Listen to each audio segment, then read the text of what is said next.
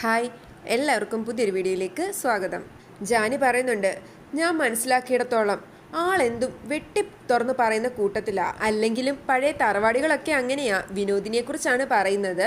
അഞ്ജലിക്കും ചിത്രയ്ക്കും ഒക്കെ അവരുടെ പെരുമാറ്റത്തിൽ ഒരു ഇഷ്ടക്കേടുണ്ട്.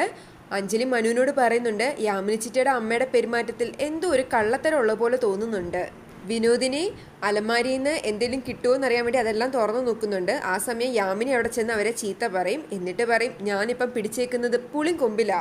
വിനോദിനി പറയുന്നുണ്ട്, ആ കോടീശ്വരന്റെ കയ്യിൽ നിന്ന് കുറച്ച് പണം അമ്മയ്ക്കും കൂടി സംഘടിപ്പിച്ച് താ മോളെ. വിനോദിനിയുടെ ഈ ആർത്തി കാരണം കുഴപ്പത്തിലാവുമെന്ന് യാമിനിക്ക് നല്ല പേടിയുണ്ട്. യാമിനി നന്ദനോട് കൂടുതൽ അടുപ്പത്തിൽ പെരുമാറുന്നൊക്കെയുണ്ട്.